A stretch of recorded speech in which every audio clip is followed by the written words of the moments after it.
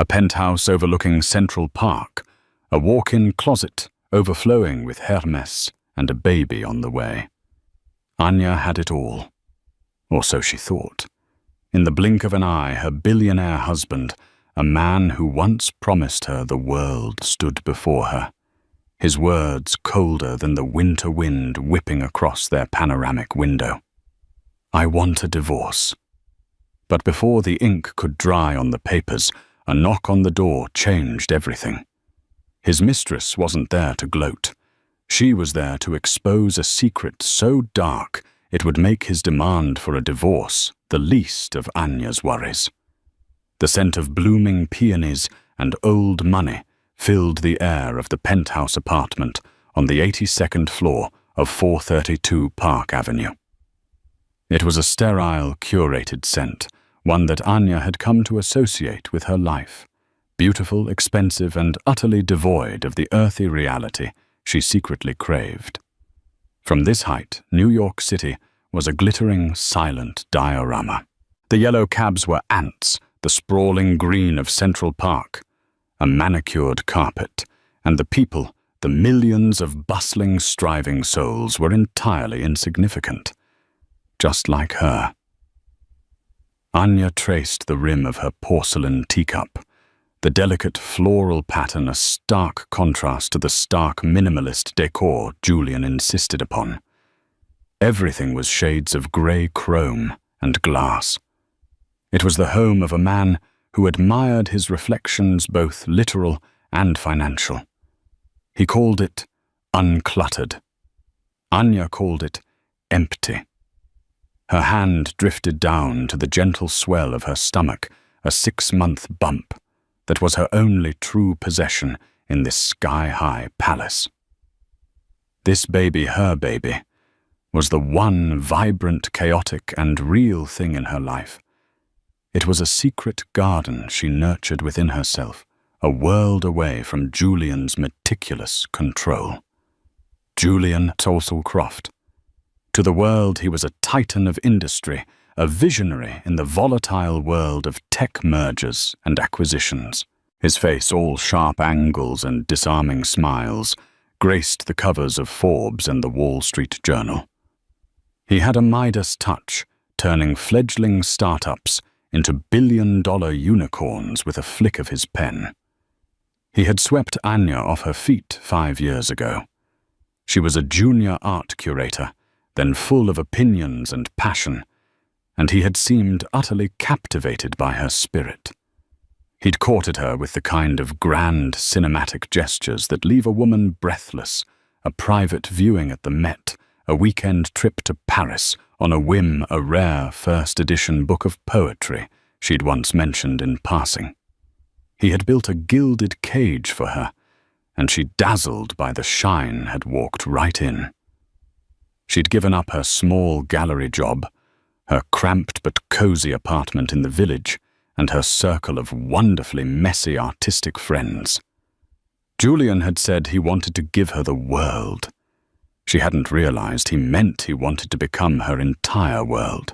The sound of the private elevator chiming its arrival pulled her from her reverie. Julian was home. Early. A knot of unease tightened in her stomach, a feeling that had become increasingly familiar over the past few months. He strode into the living area, looking every inch the master of the universe. His bespoke Tom Ford suit clung perfectly to his athletic frame, his dark hair was impeccably styled, and his face held the neutral, unreadable expression he reserved for high-stakes negotiations. He didn't look at her, his eyes fixed on the panoramic view, as if calculating its net worth. Julian Anya began, her voice softer than she intended. "You're home. I was just about to have the chef start on dinner." He turned then, and the coldness in his eyes extinguished the small flicker of hope in her chest. There was no warmth, no flicker of recognition for his pregnant wife. It was the look he gave a line item on a balance sheet that was underperforming. "Don't bother," he said, his voice flat and clipped. He walked over to the marble bar and poured himself a whiskey, the clink of the decanter against the glass unnaturally loud in the silent room. "We need to talk, Anya." Anya's hand instinctively went back to her belly, a protective gesture. "Is everything all right? Did the deal with the Japanese consortium fall through?" She tried to grasp for a familiar topic, a corner of his life she was still permitted to understand. He took a long swallow of his drink, his throat bobbing. "The deal is fine. Everything in my life is perfectly aligned. Except this." He gestured vaguely between them, an all-encompassing wave that dismissed their 5 years of marriage. Their shared bed, the child growing inside her. This, she whispered, her heart beginning to hammer against her ribs. This marriage, he stated, turning to face her fully. His face was a mask of detached finality. "It's run its course. It no longer serves its purpose. I want a divorce." The words hung in the air, sharp and deadly, like shards of glass from the panoramic window he so admired. Anya felt the blood drain from her face. She must have misheard. This was Julian's idea of a joke, a cruel, power-playing jest to see her squirm. "A divorce," she stammered, a hysterical little laugh escaping her lips. "Julian, what are you talking about?" "I'm pregnant. We're having a baby." "I'm aware of the child's existence," he said, his voice laced with an icy patience that was more terrifying than any shout. "My lawyers have already been instructed to be generous. A trust will be established for the child. You will be provided with a settlement that will allow you to live very comfortably.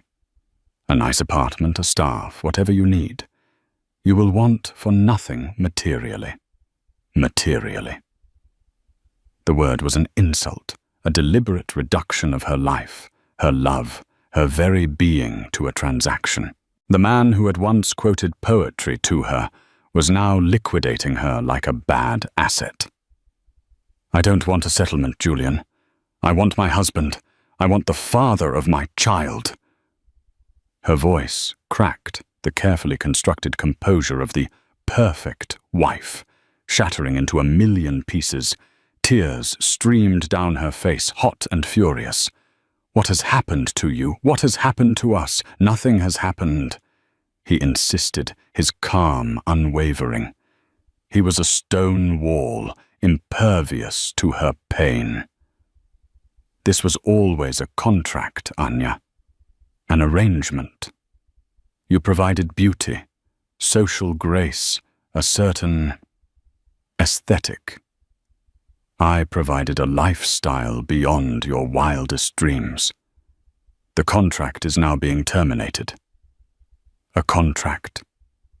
She stared at him aghast. The last 5 years replayed in her mind, now tainted and twisted by his cruel words. Every shared laugh, every tender touch, every whispered promise now felt like a lie, a performance. She felt a wave of nausea so profound it had nothing to do with her pregnancy. She had been a fool, a beautiful, well-kept, blind fool. "There's someone else, isn't there?" The question was a classic, a cliché she never thought she'd utter. For the first time, a flicker of something crossed his face.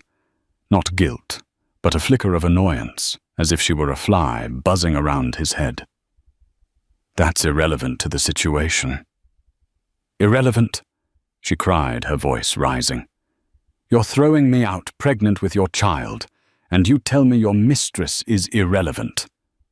Who is she, Julian?" He walked over to the sleek obsidian desk in the corner and pulled a thick document from a leather briefcase. He tossed it onto the glass coffee table between them. The sound was a final, definitive thud. "These are the divorce papers," he said, his voice dropping to a low, menacing tone. "My lawyers advise you to sign them without contest. A prolonged, messy battle will not be beneficial for you. or for the public's perception of you. I have a reputation to maintain. He was threatening her. He was threatening to paint her as a gold digger, a shrew, to drag her name through the mud, while he stood pristine on his mountain of money. The cruelty was breathtaking. He wasn't just ending their marriage. He was trying to erase her, to control the very narrative of her existence, even as he expelled her from his. She looked from the papers to his cold, handsome face. The man she loved, or the man she thought she loved, was gone. In his place stood a monster, a creature of pure, unadulterated avarice and ego. A profound, chilling clarity washed over her. The shock receded, replaced by a nascent, unfamiliar anger. "No," she said, her voice trembling, but firm. Julian raised a perfectly sculpted eyebrow. "No, no. I will not sign these. I will not be discarded like one of your failed investments." "This child," she said, her hand protectively cradling her belly, "deserves a father. And I deserve an explanation. A real one." Julian's jaw tightened. He was not used to being told no. The air crackled with his silent fury. He took a step towards her, his physical presence suddenly feeling overwhelming, threatening. "You are making a grave mistake, Anya," he hissed. "You have no idea what you're messing with. You have no idea the forces at play here. Sign the papers. Take the money. Disappear quietly. It's the best option for everyone." His words held a hidden weight, a darker undercurrent that went beyond a simple sordid affair. The forces at play here. It wasn't the plea of a man in love with someone else. It was a warning, a threat. Before Anya could respond, before she could decipher the strange, panicked glint in his eyes, the chime of the private elevator echoed through the penthouse once more. Both their heads snapped towards the sound. Julian's face for the first time that evening lost its composure. A flash of pure, unadulterated panic crossed his features so quick that Anya almost missed it. He looked trapped. "Who is that?" Anya asked, her own confusion mounting. They weren't expecting anyone. Julian guarded their privacy with a zeal that bordered on paranoid. "Don't." Julian breathed his eyes wide as he stared at the elevator doors. It wasn't a command to Anya, but a desperate plea to the universe. The polished steel doors slid open with a soft, expensive sigh. Standing in the doorway was a woman. She was breathtakingly beautiful, with raven black hair cut into a sharp, severe bob, and eyes the color of emeralds. She wore a crimson dress that clung to her like a second skin, a stark, bloody slash of color in the monochrome world of Julian's penthouse. Anya's heart stopped. It had to be her. The mistress. She had come to gloat, to witness the final destruction of the wife to claim her prize. Anya braced herself for the humiliation, the final crushing blow. But the woman's eyes weren't on Anya. They were locked on Julian, and they held no trace of triumph. Her beautiful face was pale. Her hands were trembling, and her emerald eyes were wide with a terror that mirrored the panic on Julian's face. She took a shaky step into the room. "Julian," the woman, said, her voice a ragged whisper that cut through the silence. "It's over. They know. They know everything." Julian stared at her, his mask of control utterly shattered. He looked like a man staring at his own ghost. Anya looked back and forth between her husband and this beautiful, terrified stranger. A cold dread far deeper and more terrifying than the pain of betrayal began to creep up her spine. This wasn't about a simple affair. Julian's strange warning, his panic, this woman's fear, it was all connected to something far bigger. The divorce papers lay on the table, forgotten. The gilded cage had just burst open, but Anya had a sickening feeling that she hadn't been set free. She had just been tossed into the fire. The woman in the crimson dress took another hesitant step into the cavernous living room. Her designer heels, which should have clicked with authority on the polished marble floor, were instead unnervingly silent, as if she were trying to retract her own presence. Anya's mind, still reeling from the whiplash of the divorce demand, struggled to process this new bizarre tableau. The mistress, for who else could she be, wasn't acting like a victor. She was acting like a fugitive. Isabel. "What the hell are you doing here?" Julian finally managed to say, his voice a strangled rasp. He shot a venomous glare at her, a look that was less about a spurned lover and more about a co-conspirator who had broken rank. He moved almost unconsciously to position himself between Isabel and Anya, a futile attempt to control the flow of information. "I tried to call you Isabel," said her voice, trembling. She ignored Anya completely, her gaze fixed on Julian's increasingly frantic expression. "Your phone was off. I left a dozen messages with your secretary. I had to come. We don't have any time." "Time for what?" Anya interjected, her voice finding a new steely edge. The initial shock was beginning to curdle into suspicion. "Time to coordinate your stories before you throw me out." Isabel's head snapped towards Anya, and for the first time she seemed to truly see her. There was no malice in her emerald eyes, no smug superiority. Instead, Anya saw a flicker of something that looked unnervingly like pity. It was an expression that infuriated Anya more than any taunt could have.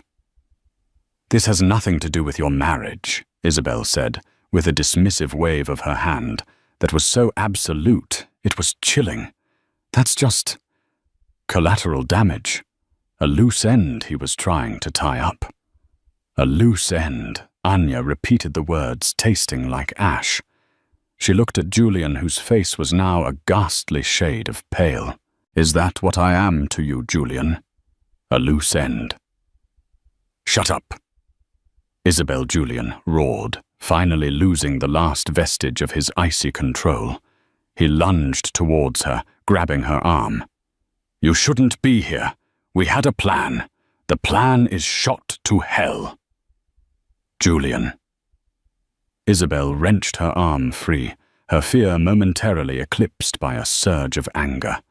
"The plan went up in smoke the moment my brother's name appeared on the SEC's inquiry list this morning. The acronym hung in the air, SEC, the Securities and Exchange Commission. The federal agency that policed Wall Street, the boogeyman of every high-flying financier. It was a name Anya knew from the headlines from the periphery of Julian's world, but it had never felt real, never had any bearing on her curated life. Until now. What SEC inquiry Anya demanded, stepping forward. She was no longer just a passive victim in a domestic drama. She was an unwilling participant in something far more sinister. "Julian, what is she talking about?" "She's talking nonsense." Julian spat, his eyes darting around the room as if searching for an escape route that didn't exist 82 floors in the sky. "She's hysterical. Her brother made some bad investments, and now she's panicking and trying to drag me into it. He was trying to rebuild his wall of composure, but the cracks were showing. His hands were trembling, and a thin sheen of sweat had broken out on his forehead. Bad investments."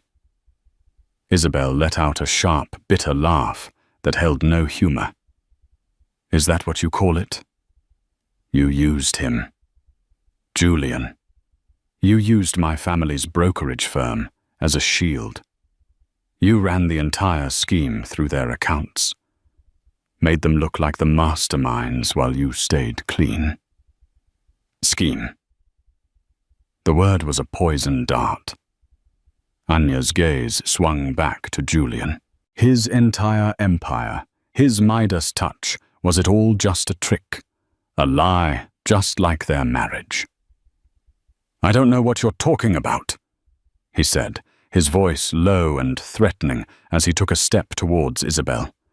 And I suggest you leave now before you say something you'll regret. No. Isabel stood her ground, her chin held high. The fear was still there, but it was now bolstered by a desperate, cornered resolve. I'm not taking the fall for you. My brother is not going to prison for you. I loved you, Julian, or I thought I did. But I see what you are now. You don't love anyone. You consume them. You use them up, and then you discard the husk. Her eyes flickered to Anya. She knows. Don't you? Anya thought back. The last 6 months, Julian's increasing secrecy, his late nights at the office, which she had assumed were due to his affair, the strange hushed phone calls he would take in his study, ending them abruptly if she walked in, the way he had systematically isolated her, severing her ties to her old friends, even discouraging visits from her own family, claiming he wanted to protect her peace and privacy during her pregnancy. It hadn't been about protecting her. It had been about isolating a witness. What scheme, Julian Anya's voice was dangerously quiet. The tears were gone. In their place was a cold, terrifying calm. What did you do? Anya, listen to me, Julian said, turning to her, his voice attempting a gentleness that now sounded grotesque and manipulative. She's a scorned woman. She's trying to ruin me because I ended our affair. It's the oldest story in the book. You're my wife. You're the mother of my child.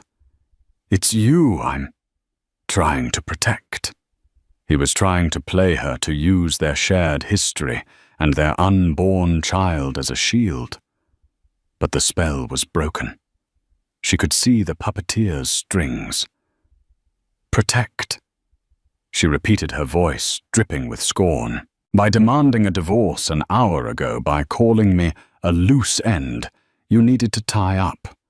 You weren't trying to protect me. You were trying to cut me loose before the ship sank, weren't you?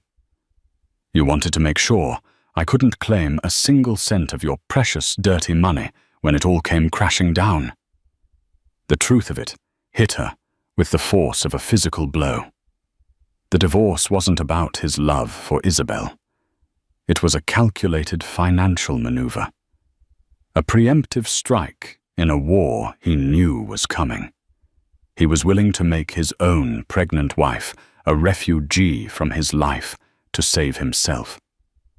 It's called a SPAC, Isabel said. Suddenly, her voice sharp and clear. She was no longer speaking just to Julian, but to Anya, to the room, to the universe. She was confessing. A special purpose acquisition company. It's the cleanest grift on Wall Street right now. Anya had heard Julian talk about SPACs. He'd called them blank check companies, a faster, more efficient way to take a private company, public bypassing the rigorous scrutiny of a traditional IPO. He had launched 3 of them in the last 2 years, raising billions from investors eager to get in on the ground floor of his next big thing. The media had lauded him as an innovator. Your husband, Isabel, continued, her voice gaining a morbid momentum, is a master at selling dreams. He would launch a SPAC, promising to merge it with a revolutionary tech company. The hype alone would send the stock soaring. Investors from massive hedge funds to ordinary people would pour their life savings into it all, based on his reputation. She paused, taking a shaky breath. But there was no company, Anya. There was never any revolutionary tech. It was all smoke and mirrors. A shell game. Julian lunged for her again. "You're lying, am I?" Isabel sidestepped him, her eyes burning with a righteous fury. "Tell her about Project Chimera, Julian. Tell her about the next-gen AI integration platform that was going to change the world. Show her the fancy prospectus, the one with the fabricated data and the photoshopped pictures of a non-existent office in Silicon Valley." She turned back to Anya, her voice dropping. "The money from the investors. It wasn't used for acquisitions. It was funneled, laundered through a complex web of offshore accounts and shell corporations, one of which was my brother's unwitting firm. Julian would skim off hundreds of millions, paying off early investors with money from new ones to keep the illusion going. It's a classic Ponzi scheme, Anya just dressed up in a fancy Wall Street suit. And the whole thing is about to collapse." Anya stared at Julian, waiting for him to deny it, to rage, to offer some plausible explanation. But he said nothing. He simply stood there, breathing heavily, the cornered animal, the master of the universe, brought low by a single unraveling thread.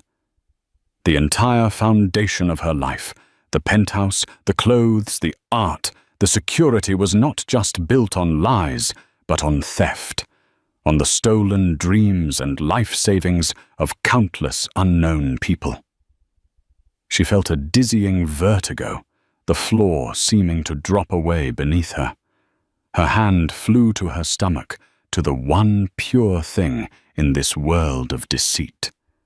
This child, her son or daughter, was heir to a fortune that didn't exist, a legacy of shame.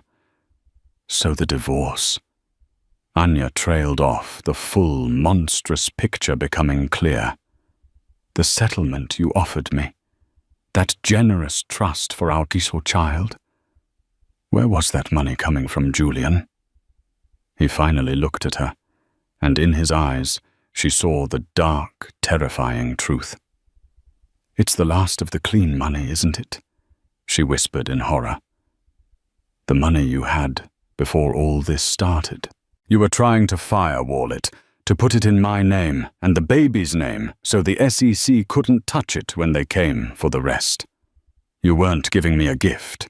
You were using your pregnant wife and your unborn child as a money mule." The silence that followed was a confession. It was the most damning sound Anya had ever heard. The man she had married was not just a cheat or a liar. He was a predator of the highest order, and he had just tried to make her his final accomplice. The doorbell chimed, not the private elevator this time, but the main service door to the apartment. A loud, insistent official buzzing. It was a sound none of them could ignore. Julian, Isabel, and Anya all froze, their three-person drama instantly rendered insignificant. This was no longer a private implosion. The outside world was knocking. Julian's eyes, wide with terror, met Anya's. The last shred of his bravado was gone, replaced by the primal fear of a man whose time had run out. The buzzing came again, longer this time, more demanding. "Don't answer it," Julian whispered, a desperate, futile command. But Anya was already walking towards the door. The fog of her shock and betrayal was beginning to clear, replaced by a cold, hard resolve. She had been a pawn in his game for far too long. The game was over. Her hand closed around the cold steel handle of the door. Whatever was on the other side, it was the beginning of her new reality. She had to face it, for herself and for the child she carried. She pulled the door open. Standing in the hallway were two men in dark, conservative suits. They were nondescript, their faces impassive, but they carried an aura of unshakable authority that made the air in the multi-million-dollar penthouse feel cheap and thin. One of them held up a badge and an official-looking document. Julian Croft, the lead agent, asked, his voice calm and professional, but with an underlying steel that tolerated no argument. His eyes flicked past Anya to where Julian stood frozen in the middle of the living room. "I'm Agent Miller with the FBI. We have a warrant to search these premises." The FBI.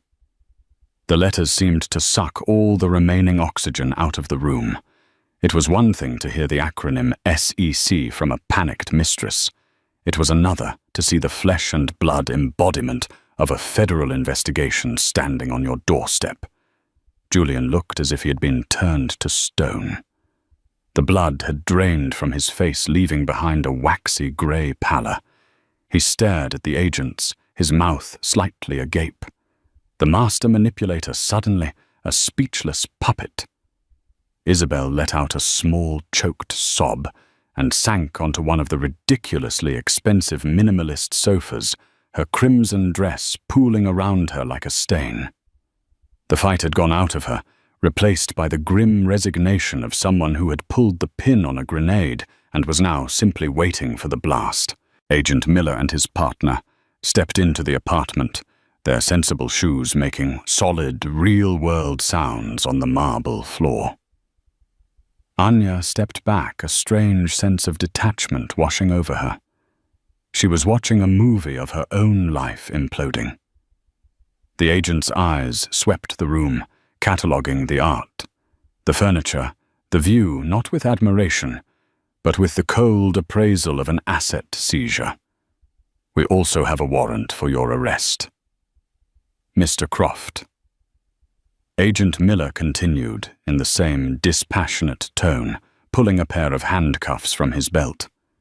"For conspiracy to commit securities fraud, wire fraud, and money laundering." The words were a death sentence, a formal indictment of everything Isabel had just revealed.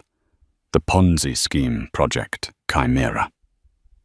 The stolen money, it was all real. And now the consequences were real too. "This is a mistake," Julian finally stammered, his voice weak and unconvincing. "My lawyers." "Your lawyers have been notified," Agent Miller cut him off smoothly. "They can meet you downtown. Please place your hands behind your back." The sight of Julian Croft, the titan of Wall Street, the man whose confident smirk had sold billions in fraudulent dreams, being handcuffed in his own living room, was surreal. The metallic click of the cuffs locking into place was the final definitive sound of his world ending. He didn't resist. The fight was gone, replaced by a hollow-eyed shock. As the second agent began to lead Julian towards the door, Isabel suddenly stood up, her face streaked with tears, but her voice filled with a new urgent terror. "Wait!" she cried out, her voice sharp. "That's not all. That's not the real reason." Agent Miller paused, turning to her with a look of mild professional interest. "The real reason for what, ma'am?" "For the divorce," she said, pointing a trembling finger at Julian. "For why he had to get her out. It's not just about the money. There's something else. Something worse." Anya, who had been standing silently by the wall, felt a new wave of ice-cold dread. Worse. What could possibly be worse than a billion-dollar fraud that had ruined countless lives? What was the dark secret that even a massive financial crime was meant to cover up? Julian's head snapped up. He shot a look at Isabel, a look of pure murderous rage mixed with desperate pleading. "Isabel, no. Don't. I have to," she sobbed. "They need to know everything. They need to know why you were so desperate." She turned to the agents, her words tumbling out in a frantic, disjointed rush. "The SPACs. The fraud. That was the end game. But it started somewhere else. It started with his first company. Gen Tech Solutions." Anya vaguely remembered the name. It was the company Julian had founded before they met the one that had given him his initial millions and launched his reputation as a tech prodigy.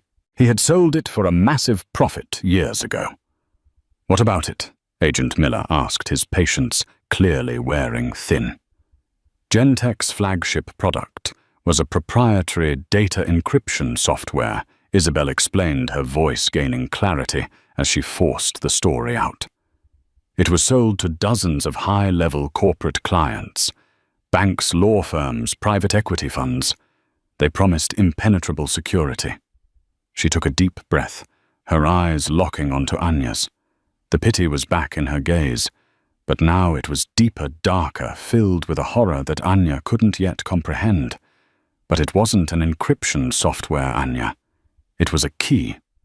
Julian built a back door into the system, a master key that gave him access to everything. For years he had a live feed into the most sensitive corporate data in the country. Mergers and acquisitions plans, confidential legal strategies, insider trading information. The scale of it was dizzying. Julian hadn't just been a con artist. He had been a digital phantom, a ghost in the machine systematically stealing the lifeblood of the corporate world. That's how he made his first fortune.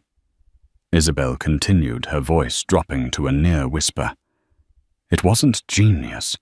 It was theft on an industrial scale. He knew which companies were going to be acquired before they did. He knew which stocks would soar and which would plummet. He wasn't predicting the market. He was reading the script. The agents exchanged a look. This was new information. This went beyond the SPACs. This was the origin story of his entire criminal enterprise. But that's still not the secret. Isabel choked out, tears streaming down her face again. That's just more fraud. Then what is it? Anya finally spoke, her voice a hollow echo in the room. She had to know. She had to know the final, terrible truth that was poisoning the very air she breathed. Isabel's gaze was fixed on Anya's pregnant belly. 2 years ago, one of the companies he was spying on, a pharmaceutical firm called Biovance. They were on the verge of a major breakthrough, a revolutionary new gene therapy treatment. But they had a problem. Their final human trials were showing some irregularities, dangerous side effects that they were trying to solve before announcing the drug. Julian was now shaking his head violently, his muffled pleas ignored by the agent holding him. Don't say it, Isabel. Please. Julian knew the drug was flawed. Isabel forged on her voice, cracking with the weight of her confession. He had access to the raw, hidden data. He knew it was dangerous. But he also knew that if another company acquired Biovance before the flaws were public, the stock would triple overnight. So he used his insider information. He leaked the news of the potential breakthrough without mentioning the dangerous side effects to a rival corporation. They initiated a hostile takeover, and Julian, having bought millions in Biovance stock beforehand, made a fortune. Over $200 million in a single week. That's insider trading. A huge case, but Agent Miller prompted. But it wasn't just insider trading. Isabel screamed, the sound raw and agonizing. The new company, eager to recoup their investment, rushed the drug to market. They buried the flawed data. They pushed it through a compromised approval process. The drug was called Viridia. Anya's blood ran cold. Viridia. The name was a lightning bolt, a searing brand on her memory. It was prescribed as an advanced fertility treatment. Isabel whispered, her eyes locked on Anya's. For couples who had tried everything else, it was hailed as a miracle drug. Anya's hand, the one not pressed against her stomach, flew to her mouth. No, it couldn't be. The room began to spin. The minimalist grey walls seemed to close in on her. She and Julian had struggled to conceive. For 2 years they had been through a heart-breaking cycle of hope and disappointment. Doctors had found no specific issue, just unexplained infertility. Then a year ago, a new specialist, a top doctor recommended by Julian himself, had suggested a new cutting-edge treatment. A miracle drug from Europe, he had called it. Its name was Viridia. Anya stared at Julian, at the man she had married, the man whose child she was carrying. The man who had looked on with what she thought was shared joy when the pregnancy test finally came back positive. But it hadn't been joy. It had been the culmination of a monstrous plan. The side effects, Anya could barely form the words. Her throat was tight with terror. What were the side effects? Julian finally broke. A guttural, animalistic sob tore from his chest. Anya, I'm sorry. I can fix it. We have money. The best doctors. Isabel gave the final brutal answer, her voice devoid of all emotion, a flat line of horror. It worked. The drug allowed women to conceive. That part was true. But the hidden data from the original trials showed that in nearly 80% of cases, the fetus would develop a rare and fatal neurological disorder. Most didn't survive the 3rd trimester. Those who were born didn't live past their 1st year. The world went silent. The agents, the handcuffs, the penthouse, it all dissolved into an indistinct blur. The only thing that was real was the life kicking inside her. A life she had craved, a life she had celebrated, a life that had been conceived through a monstrous lie, a poison given to her by the man she loved. This was the dark secret. The divorce wasn't about protecting his money. It was about severing all ties before his child was born with the fatal condition he himself had knowingly unleashed upon the world. He wasn't trying to disown a wife. He was trying to outrun a death sentence. He was trying to erase the ultimate evidence of his crime, his own dying child. Anya looked at her husband, the father of her child, the architect of her destruction. He was no longer a man. He was a void. A black hole of greed and ambition that had consumed everything, including the life of his own unborn baby.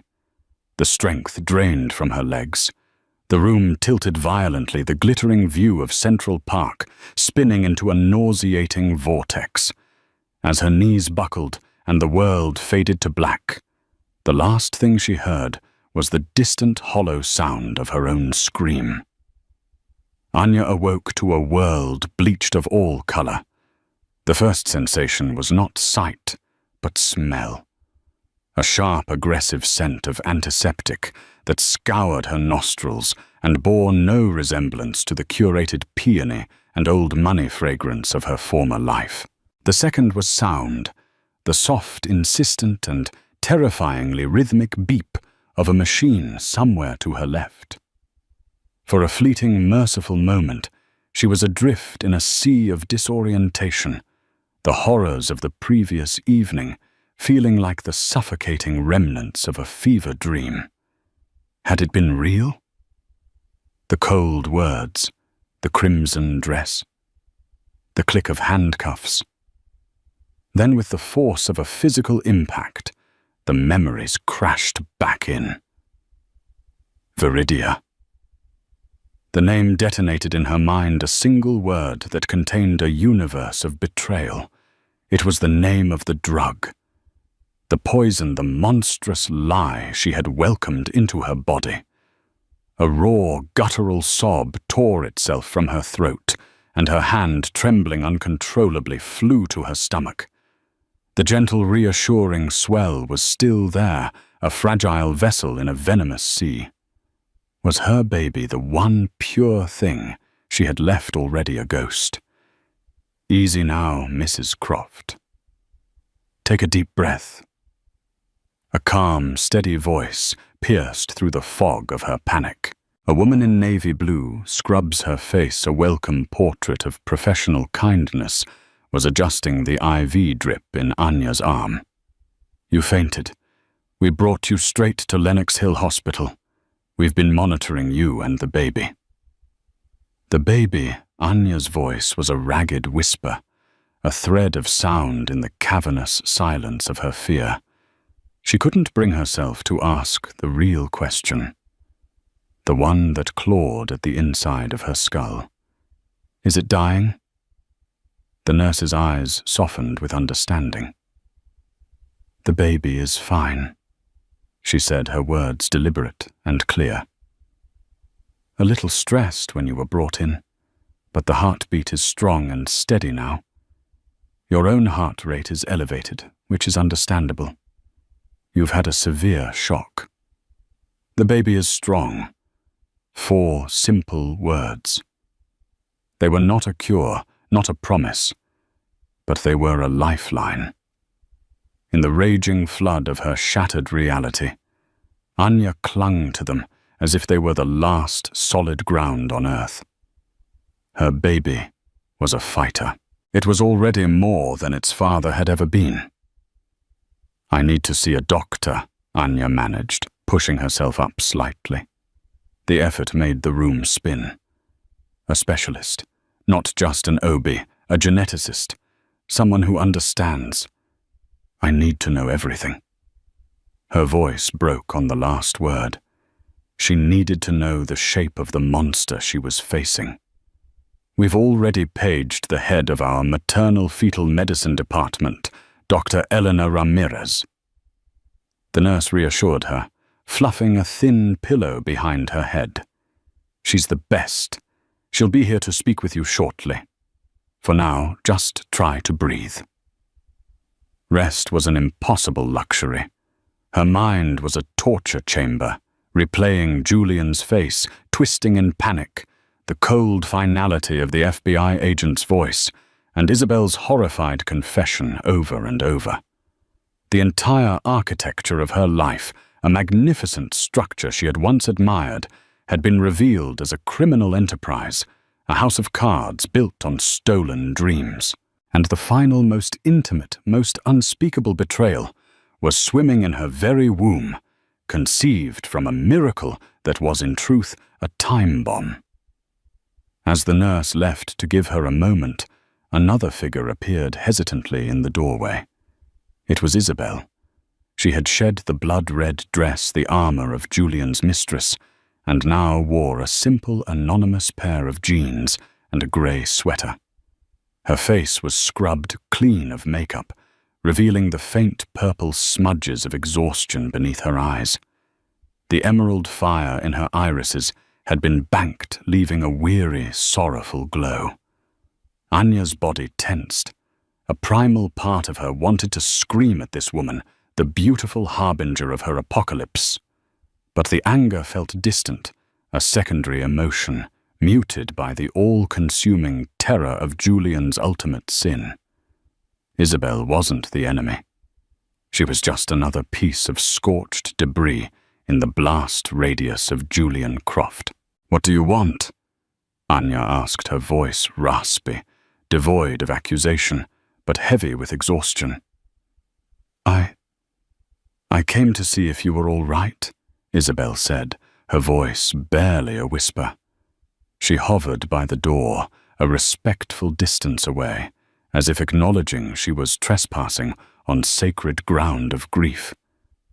And to tell you, I told them everything. Anya remained silent, watching her. The agents at the penthouse, Isabel clarified, twisting a loose thread on her sweater. After they took you, I stayed for hours. I told them about Viridia, about the BioVance data, about Julian's back door into Gentech. I gave them the offshore account numbers he'd bragged about, the server locations he thought were hidden. Everything I knew. My brother is working with them too. He's turning over every record from his firm. He's terrified, but he wants to make it right. Why Anya's question was genuine, a flicker of curiosity in the darkness. Why not just disappear? He would have given you money to run. Isabel finally met her gaze, and Anya saw the profound depth of her self-loathing. Because he was going to let my brother, my family, take the fall for a crime he masterminded. That was the first crack in the fantasy. But the moment I found out about Viridia, the real truth of it, I looked at him, Julian, the man I thought I loved, and I saw a void. It wasn't just greed, Anya. What kind of person knowingly condemns unborn children for profit? It was a level of evil I couldn't comprehend. Her eyes flickered to Anya's stomach. When he told me he was divorcing you, I knew why. He was running from the evidence, from his own child. And I knew you were pregnant, but I didn't know about the drug. Not until my brother's lawyer uncovered the connection.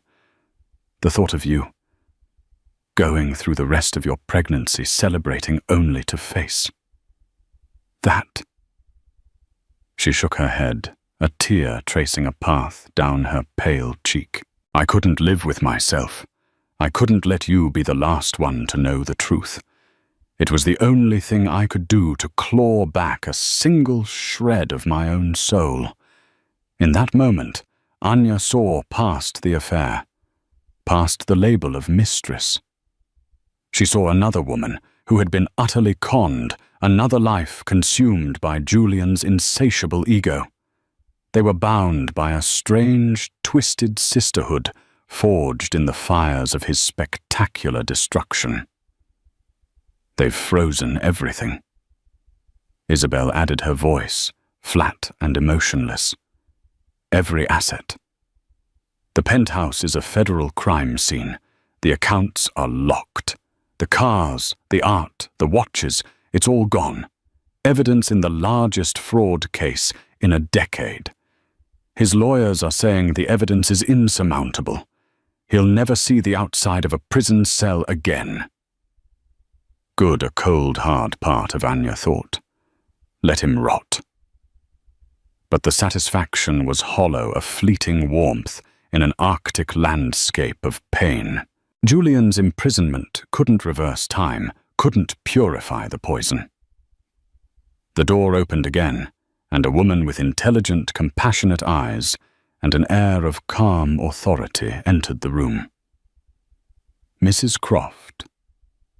I'm Dr. Ramirez.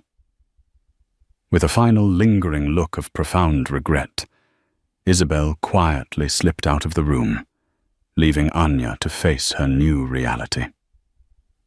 The next hour was a clinical, terrifying blur of medical terminology, consent forms, and agonizing questions. Dr. Ramirez was a miracle of empathy and professionalism. She explained the process for an advanced diagnostic amniocentesis, carefully and patiently outlining the procedure, the risks, and the stark reality of the potential results. She didn't offer false hope, only facts. And for that, Anya was grateful.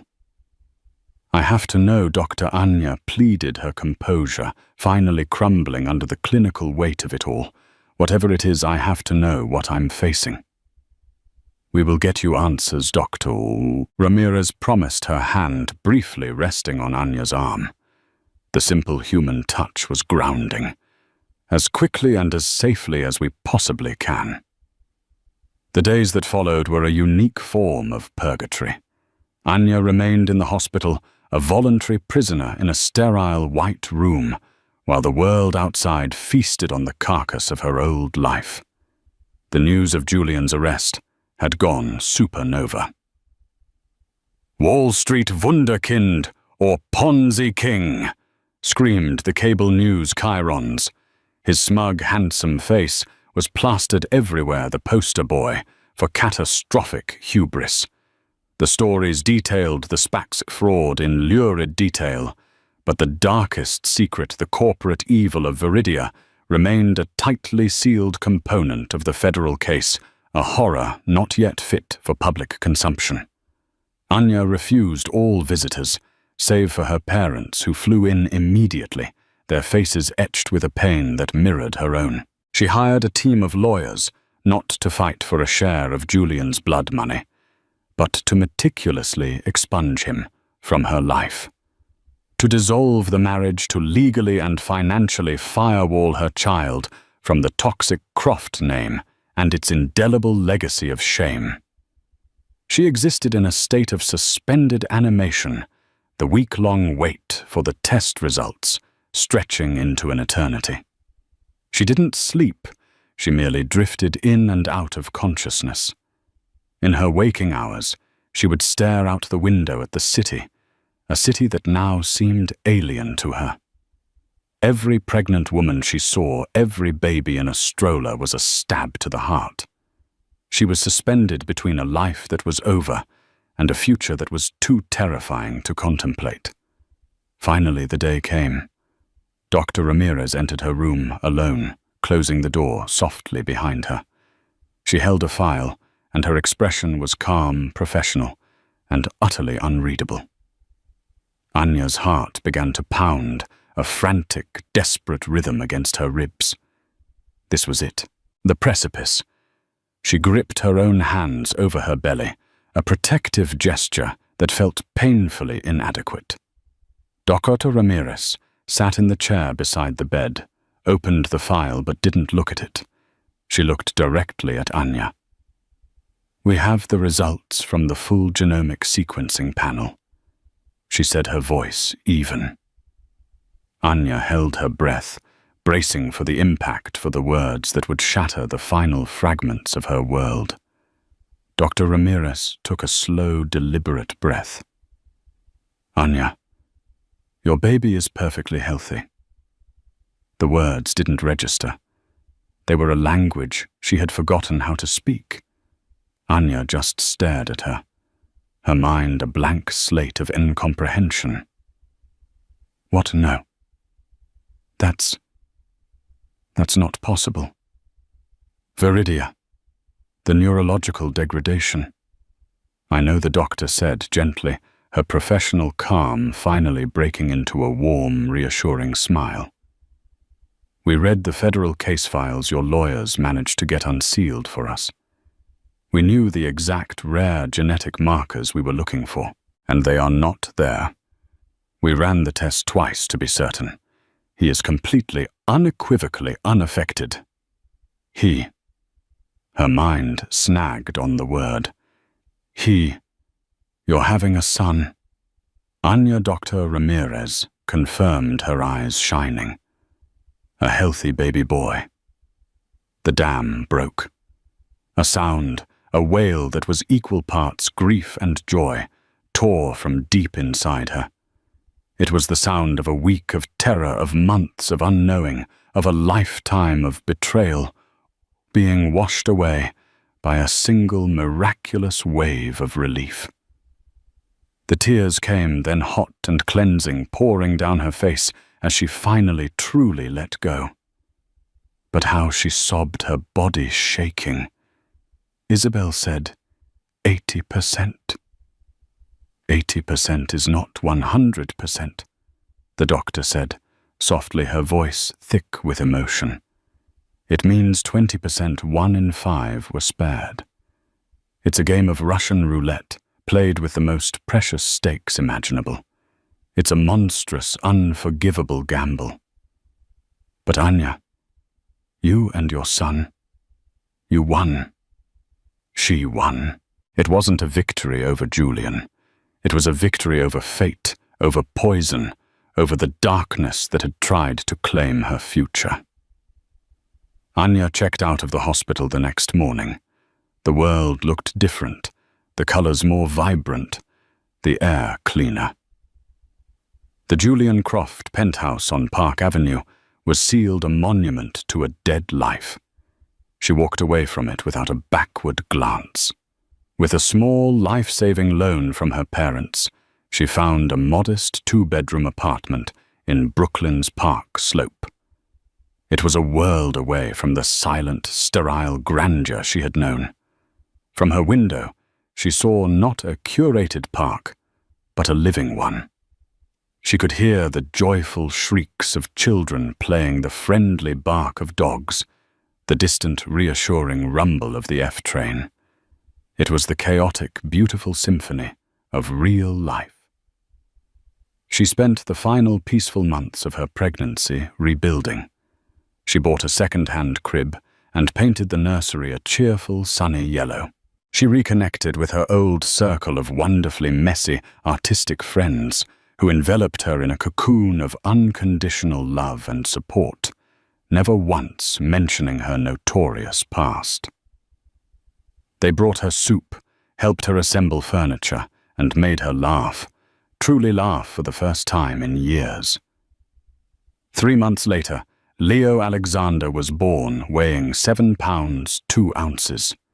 He was loud, demanding, and utterly perfect. He had her eyes and a stubborn tuft of dark hair. Holding him for the first time, skin to skin, feeling his tiny, fragile fingers instinctively curl around hers, Anya felt a love so vast and powerful it rearranged her entire universe. This was real wealth. This was a legacy. One rainy afternoon as a 2-week-old, Leo slept soundly on her chest. A news alert popped up on her phone.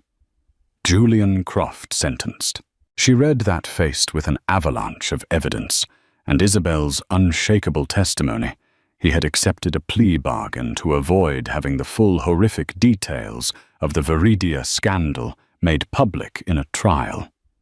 He was sentenced to 150 years in a federal supermax facility with no possibility of parole. Anya looked down at her sleeping son, his chest rising and falling in a steady, peaceful rhythm. She felt no hatred for Julian, no desire for revenge. She felt nothing at all. He was a ghost, the antagonist of a story that was already over. Her story and Leo's was just beginning. Her life was no longer defined by the man she had lost, but by the son she had almost lost and had miraculously gained. She was not the millionaire's disgraced wife. She was Leo's mother, and in the quiet, sun-drenched world of her small Brooklyn apartment, she was the richest woman in the world. Anya's story is a harrowing journey from a gilded cage to true freedom. It's a reminder that wealth can be a mask for unimaginable darkness, and that true strength isn't found in penthouses or designer clothes, but in the fierce, unyielding power of a mother's love. She lost a life of luxury, but gained a life of purpose, proving that even after the most devastating betrayals, we have the power to rise from the ashes and build a new world for ourselves and for our children. Her story isn't just about the downfall of a wicked man, but the rise of an unbreakable woman. If this story moved you, please hit that like button. Share it with someone who needs a reminder of their own strength, and don't forget to subscribe for more tales of drama, resilience, and ultimate justice. Let us know in the comments what you think of Anya's incredible journey.